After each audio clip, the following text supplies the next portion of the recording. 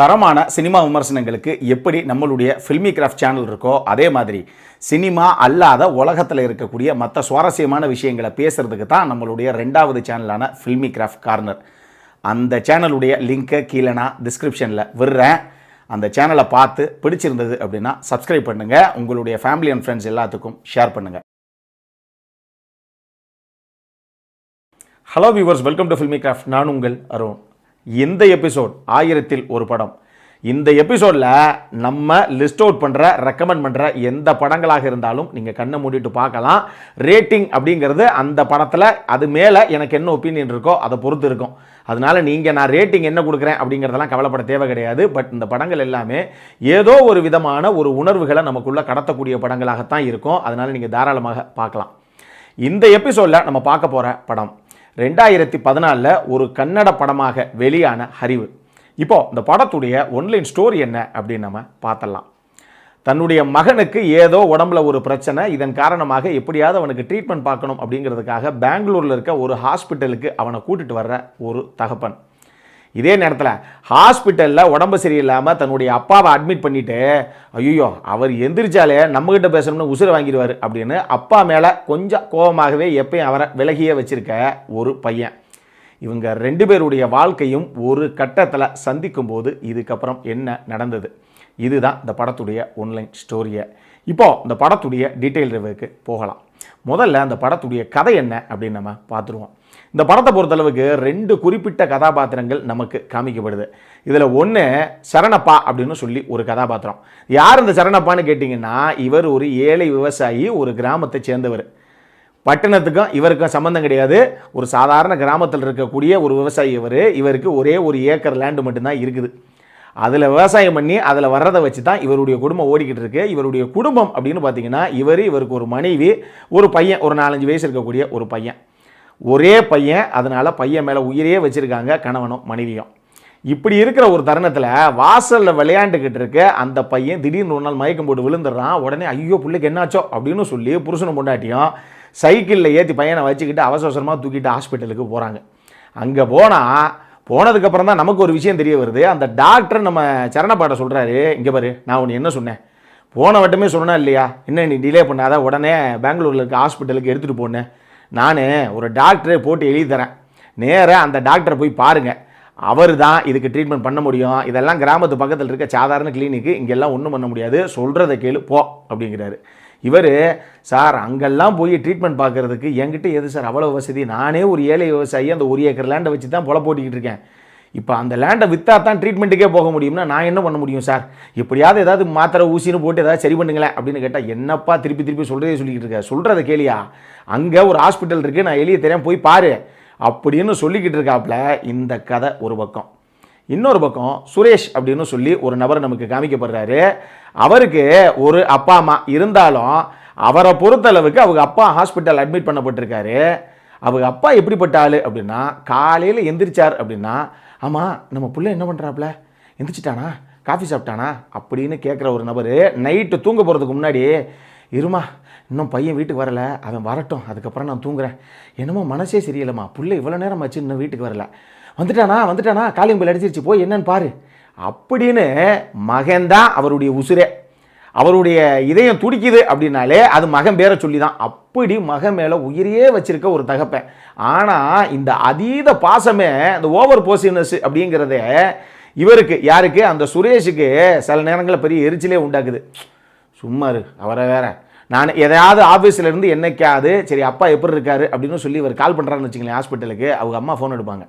Phone எடுத்து, ஆமாம் அப்பா எப்படி இருக்காரு, தூங்குறாரு அப்பா அப்படின்னா, அவங்க அம்மா அடுத்த செகண்டு, இருப்பா இரு அப்பா தூங்கிக்கிட்டு இருக்காரு, ரொம்ப நேரமாக அவன்கிட்ட பேசணும்னாரு, அவன் வேலையில் பிஸியாக இருப்பேன், நீங்கள் தூங்குங்க, அவன்கிட்ட கால் வந்ததுன்னா நான் உங்களை எழுப்புறேன் அப்படின்னு சொன்னேன். இல்லை அப்பாவை எழுப்புறேன் அப்படின்னா, ஏமா நில்லுமா, யோ அந்தாலும் நீ எழுப்பி விட்றாத, உசிரை வாங்கிடுவார் அடுத்து 15 நிமிஷத்துக்கு பேசிய, அவர் மாட்டுக்கு தூங்கட்டும், அப்புறமேட்டு நான் கால் பண்ணுறேன், இல்லை ஈவினிங் நானே ஹாஸ்பிட்டலுக்கு வந்து பார்க்கும்போது பார்த்துக்கிறேன், விடு நீ வேற, அவரே பாதி நேரம் பேசுகிறாருன்னா நீ வேற பாதி ஃபோனை கொடுத்துக்கிட்டு போ அப்படிங்கிற மாதிரி ஒரு ஆள் இவர்.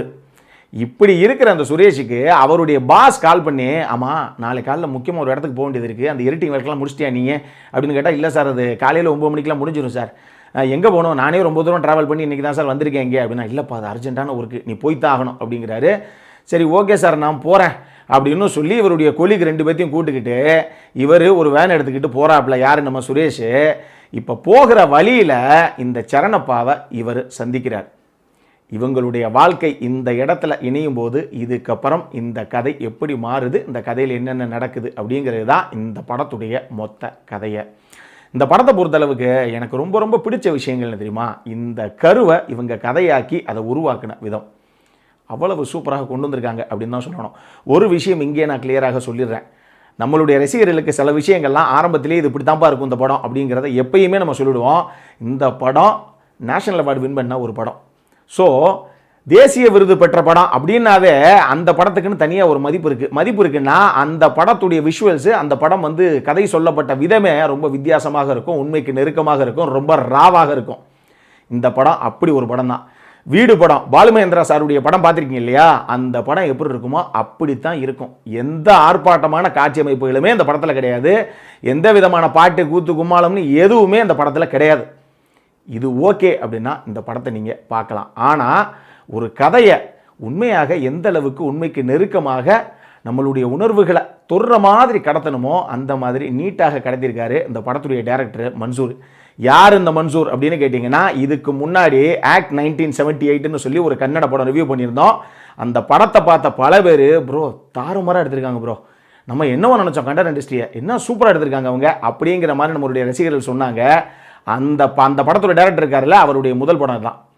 ஸோ சூப்பராக இந்த படத்தையும் அதில் சொல்ல வந்த மெசேஜையும் அவர் கன்வே பண்ணியிருப்பார். இதில் முக்கியமான ஒரு விஷயம் ஒன்று இருக்குது, அதை நம்ம பல நேரங்கள் நினைக்கிறது இல்லை.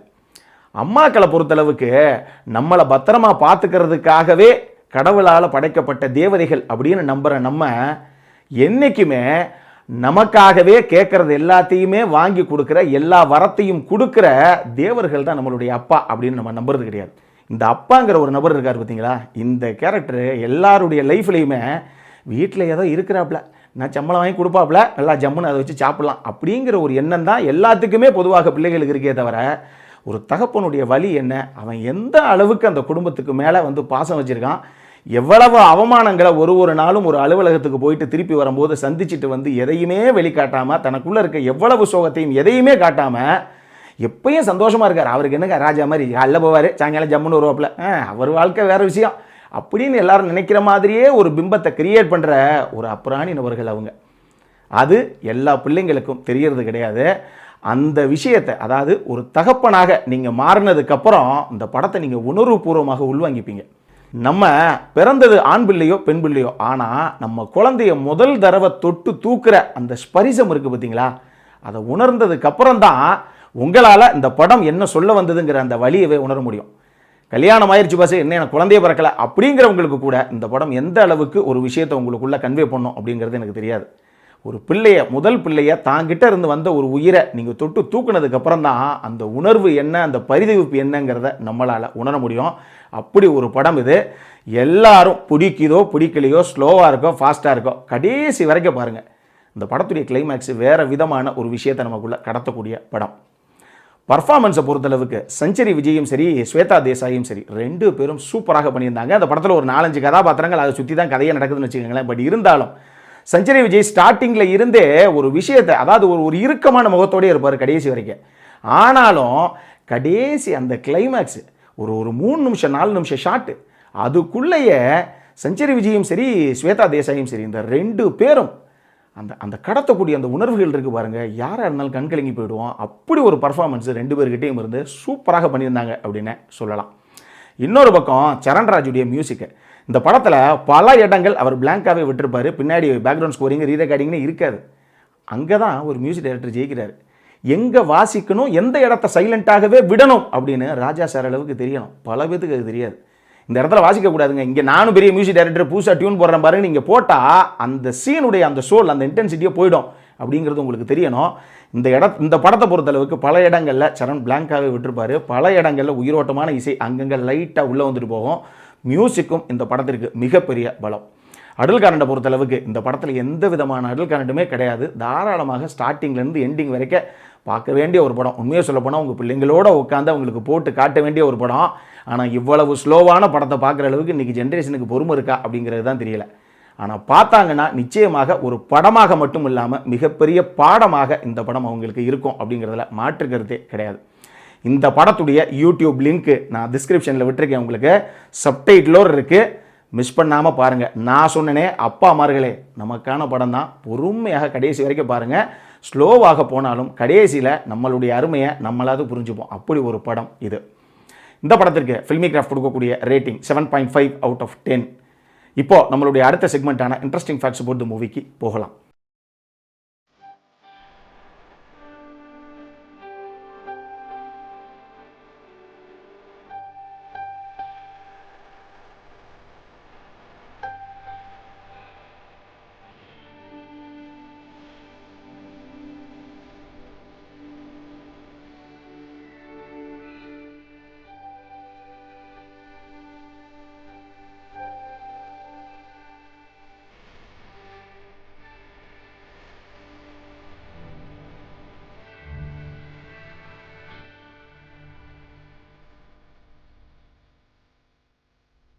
இந்த வீடியோ பிடிச்சிருந்ததுன்னா லைக் பண்ணுங்க, ரொம்ப பிடிச்சிருந்ததுன்னா உங்க ஃப்ரெண்ட்ஸ் எல்லாத்துக்கும் ஷேர் பண்ணுங்க. உங்களுடைய கருத்துக்கள் ஏதாவது இருந்தது அப்படின்னா கீழே இருக்க கமெண்ட் செக்ஷன்ல எங்களுக்கு தெரிவிங்க. வீடியோவை க்ளோஸ் பண்றதுக்கு முன்னாடி சப்ஸ்கிரைப் பண்ணுங்க. சப்ஸ்கிரைப் பண்ணும்போது பக்கத்தில் இருக்க நோட்டிஃபிகேஷன் பெல் ஐக்கானையும் கிளிக் பண்ணுங்க. அப்பதான் எங்களுடைய வீடியோஸ் எல்லாம் உங்களை ஆன் டைம் வந்து சேரும். இதே மாதிரி இன்னொரு வீடியோவோட அடுத்த முறை உங்களை சந்திக்கிற வரைக்கும் it is Arun signing off. By.